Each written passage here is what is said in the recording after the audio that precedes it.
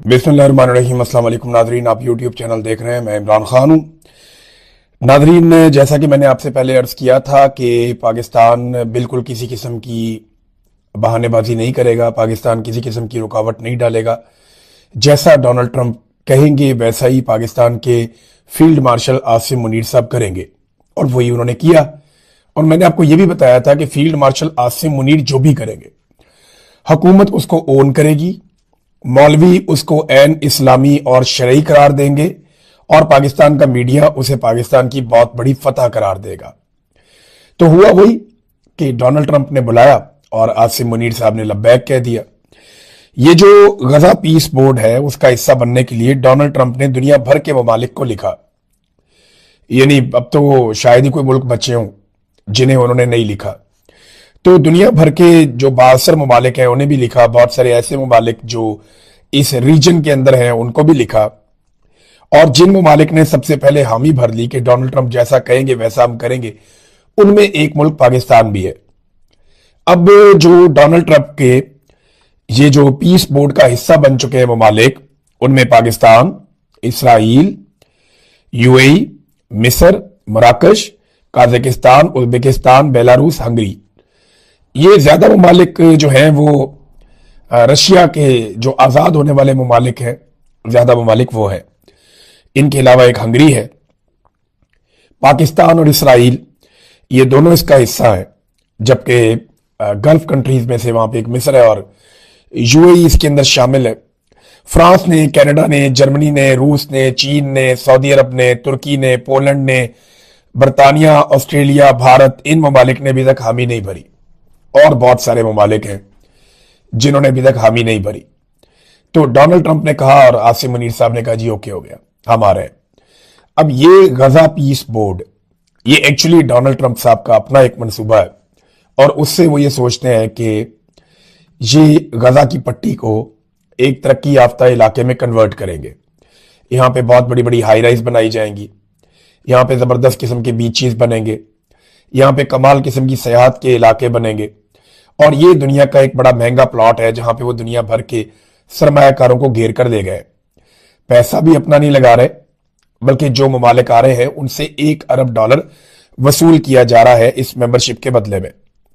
तो जैसा कि पाकिस्तान से उम्मीद थी कि पाकिस्तान ना करने की पोजीशन में तो है ही नहीं, इनकार तो पाकिस्तान कर ही नहीं सकता। पाकिस्तान इनकार करेगा तो डोनाल्ड ट्रंप वो तमाम पैगामात, मैसेजेस और वो तमाम चीजें एक्सपोज कर देगा जो पाकिस्तानी हुक्मरान डोनाल्ड ट्रंप के सामने जाकर बोलते रहे, और उसका इन्हें पाकिस्तान में नुकसान होगा। तो यहां पे जो मौलवी हैं वो अब साबित करेंगे कि ये बहुत बड़ी सआदत है, बहुत बड़ा इस्लाम का झंडा पाकिस्तान ने उठा लिया। हालांकि ये क़यादत जो है वो डोनाल्ड ट्रंप की है, क़यादत जो है वो टॉनी ब्लेयर की है, क़यादत जो है वो नेतन्याहू की है। पाकिस्तान इस सफ में कहीं दूर पीछे खड़ा है। अब $1 अरब क्या पाकिस्तान दे सकता है? ये वो पैसा है जो पाकिस्तानियों के खून पसीने का पैसा होगा, ये वो पैसा है जो टैक्स पेयर्स का पैसा होगा। तो क्या पाकिस्तान ये पैसा दे सकता है? ये बड़ा सवाल है ना। हो सकता है पाकिस्तान से पैसा लिया ना जाए और पाकिस्तान को इस्तिस्ना दे दिया जाए, इस बुनियाद पर कि पाकिस्तान अपनी फौज गजा में तैनात करेगा हमास को गैर मुसल्ला करने के लिए। इंटरेस्टिंग बात मैं आपको ये बताता हूं कि ये जो कुछ भी हो रहा है हमास इसका हिस्सा नहीं है। ये जो कुछ भी हो रहा है गजा की जो हुकूमत है वो इसका हिस्सा नहीं है। वो इसे तस्लीम नहीं करते, वो इसे मानते नहीं है। आप जब भी गजा में वोटिंग करवाएंगे हमास जीतेगी। गुज़िश्ता इलेक्शंस में भी वही जीते हैं, यानी उनके पास अक्सरियत है फलस्तीनियों की, और वो इसको नहीं मानते, लेकिन पाकिस्तानी इसको मान चुके हैं। अभी देखते हैं और कौन कौन से अरब ममालिक हैं जो इस सारी सूरत को मानते हैं। ये अक़वाम मुत्तहिदा की करारदाद आई थी अक्टूबर 2025 में 2803। तो ये जो करारदाद थी, इस करारदाद की रोशनी में अब ये गजा पीस बोर्ड बना है, और इसका जो पहला नुक्ता था वो एक स्टेबलाइजेशन फोर्स भी था, यानी वहां पे एक अमन के क़याम के लिए एक इस्तेहकाम फोर्स तैनात की जाएगी जिसमें मुख्तलिफ ममालिक की फौजें होगी। इसमें पाकिस्तान की और इंडोनेशिया की फौज होगी, इसके बारे में कहा जा रहा था। कुछ ममालिक पीछे हट गए थे जी, हम अपनी फौज नहीं भेज रहे। बहरहाल पाकिस्तान पीस बोर्ड का हिस्सा बन गया है।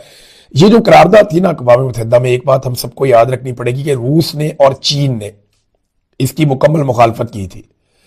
चीन और रूस ये समझते हैं कि आप उनके ऊपर अपना फैसला मुसल्लत नहीं कर सकते। वो ये कहते हैं कि फलस्तीनियों को उनका हक मिलना चाहिए और वो खुद फैसला करेंगे अपने लिए कि वो क्या चाहते हैं। जमहूरी तरीका तो ये है, लेकिन ये जिस तरीके से किया जा रहा है, रूस और चीन इससे इत्तफाक नहीं करते और उन्होंने, दोनों ममालिक ने इनकार कर दिया था, इसकी मुखालफत की थी करारदाद की। पाकिस्तान जो है ना नाज़रीन, अब मैं पाकिस्तान की अगर बात करूं तो एक बात तो बड़ी क्लैरिटी के साथ मैं आपको कह देता हूं, पाकिस्तान एक कॉलोनी बनता जा रहा है। एक आजाद और खुद मुख्तार मुल्क की बजाय डोनाल्ड ट्रंप की एक कॉलोनी बनता जा रहा है। ट्रंप साहब जो कहेंगे वो यही करेंगे और कई ममालिक अपने मफाद में ऐसा करते भी हैं, लेकिन पाकिस्तान क्या ये अपने मफाद में कर रहा है? आसिम मुनीर साहब की एक बहुत बड़ी मजबूरी है और एक बहुत बड़ी प्रॉब्लम है, और वो है पाकिस्तान में उनका गैर मकबूल होना। वो कोई भी चीज कर लें, उनकी मकबूलियत में इजाफा नहीं हो रहा, वो हुकूमत को कामयाब भी नहीं बना पा रहे। अगर बैन अवी सतह पर आवाजें उठ जाती हैं कि पाकिस्तान के अंदर जो रजीम जालिमाना तौर पर मुसल्लत किया गया है उसका इख्तिताम किया जाए, तो फिर आसिम मुनीर साहब और इनके सारे हवारी हाथ मलते रह जाएंगे। लिहाजा अगर इमरान खान साहब के खिलाफ डट कर खड़े रहना है या इमरान खान साहब को और उनकी पार्टी को कुचलना है, तो आलमी सतह पे उन्हें तमाम आकाओं को खुश रखना पड़ेगा। ये वो मजबूरी है जिसकी वजह से पाकिस्तान ऐसा लगता है कि ताकतवरों की एक कॉलोनी बनता जा रहा है। एक आजाद और खुद मुख्तार मुल्क वाली तो बात दिखाई नहीं देती, जैसी जूते पॉलिश की पॉलिसी रखी है हमारे वजीर आजम ने। मैं तो हैरान हो गया था देख के। अब अमेरिका जो है वो दुनिया के ऊपर दबाव डाल रहा है एक नए किस्म के वर्ल्ड ऑर्डर के लिए। कनाडा का जो वजीर आजम है उसने बड़ी साफ बात की। उसने कहा जी कि मैं खात्मे का ऐलान करता हूं कि अमेरिका की क़यादत के अंदर जो एक वर्ल्ड ऑर्डर चल रहा था वो अब नहीं चलेगा। यानी कैनेडियंस तो खुलकर सामने आ गए, फ्रांस भी खुलकर सामने आ गया, कई और ममालिक खुलकर सामने आ गए। तो अमेरिका के पास जो हथियार है वो दो हैं। एक, उनकी ताकतवर फौज है, वो किसी के ऊपर भी चढ़ाई कर सकते हैं, लेकिन क्या अमेरिका एक वक्त में सबके साथ लड़ सकता है? ये एक बड़ा सवाल है। दूसरी ताकत अमेरिका के पास जो है वो टैरिफ आयद करने की है, कि वो टैरिफ लगा देते हैं। कई ममालिक जो है अमेरिका के साथ तजारत करते हैं तो वो उसमें टैरिफ लगा देते हैं। अब उन्होंने फ्रांस को भी टैरिफ लगाने की धमकी दी है। तो इस पर फ्रांस ने यूरोपीय यूनियन को यह कहा, फ्रांसीसी सदर ने, कि हमें सर जोड़कर बैठना चाहिए और हमें एक मुश्तरका हल निकालना चाहिए और एक मुश्तरका इसके लिए लायामल बनाना चाहिए कि अमेरिकी टैरिफ पॉलिसी का जवाब कैसे देना है। अब अगर यूरोप भी अमेरिका पे टैरिफ लगा देता है, जैसा कि अमेरिका यूरोप पे लगा रहा है, यूरोप को चाहिए क्या होता है? एनर्जी चाहिए, यूरोप को फ्यूल चाहिए, मादनियात चाहिए। ये सारी चीजें तो यूरोप बराह रास्त हासिल कर सकता है। इंडिया के साथ वो मुआहदे कर रहे हैं, गल्फ के साथ वो मुआहदे कर रहे हैं, रशिया से वो तेल और गैस ले रहे हैं, वो इस मिकदार में इजाफा भी कर सकते हैं। और चाइना के साथ अगर वो अपने ताल्लुकात बढ़ा लेते हैं तो फिर अमेरिका के ऊपर उनका इन्हिसार कम हो जाएगा। तो अब जो है वो गेम इस तरफ को जा रही है। इसके ऊपर नजर रखेंगे, इस पर हम बातचीत भी करते रहेंगे। अब आ जाए नाजरीन पाकिस्तान की अंदरूनी सूरत हाल। देखिए, बैरूनी तो मैंने आपको बता दिया कि हर बात जो हमें कही जाएगी हम फौरी तौर पर मान लेंगे। बैरूनी कर्जा लेने का पाकिस्तान ने नया रिकॉर्ड कायम कर दिया, एक नया रिकॉर्ड बना दिया। 6 महीनों में पाकिस्तान ने कितना कर्जा लिया? गुज़िश्ता 6 महीनों के अंदर अंदर जो बैरूनी कर्जा है वो 1254 अरब, यानी ये लगभग 4 अरब 50 करोड़ डॉलर बनते हैं। ये पैसा पाकिस्तान लेता जा रहा है। और ये पैसा पाकिस्तान का जा कहां रहा है? कोई तरक्याती प्रोग्राम तो चल नहीं रहे, ना कोई नए डैम्स बन रहे हैं, यूनिवर्सिटीज, कॉलेजेस, कोई नई सड़कें, कोई रेलवे, कुछ बन रहा हो, कुछ बड़ा हो रहा हो पाकिस्तान के अंदर, कुछ नया हो रहा हो पाकिस्तान के अंदर, या बहुत सारे जंगलात लग रहे हो, नई नहरें निकल रही हो, कुछ भी ऐसा नहीं हो रहा। तो जब कुछ भी नहीं हो रहा तो ये इतना सारा पैसा लेकर डाल कहां पे रहे? ये पैसा किसकी जेब में जा रहा है? ये सवाल मैंने कई मरतबा पूछा, आज तक इसका जवाब किसी ने नहीं दिया। बस उड़ान पाकिस्तान की एक कहानी सुना देते हैं। और उड़ान की हालत यह है कि बैरूनी सरमायाकारी, जिसे आप फॉरेन डायरेक्ट इन्वेस्टमेंट कहते हैं, कि बाहर से कोई सरमायाकारी पाकिस्तान में आए, वो मजीद 43% तक गिर गई है। यानी बाहर से बजाय इसके कि सरमायाकारी पाकिस्तान में आए, जो आ रही थी वो भी मजीद गिर गई है 43% तक, यानी वो भी तकरीबन आधी हो रही है। आईएमएफ ने माशी ग्रोथ के मजीद सुस्त होने की पेशनगोई कर दी है इसी वक्त, और पाकिस्तान का पैसा लगातार डुबोया जा रहा है। जैसा कि ग्रीन इनिशिएटिव एक लिया था, शहबाज शरीफ ने कहा था कि ये आर्मी चीफ का विजन है।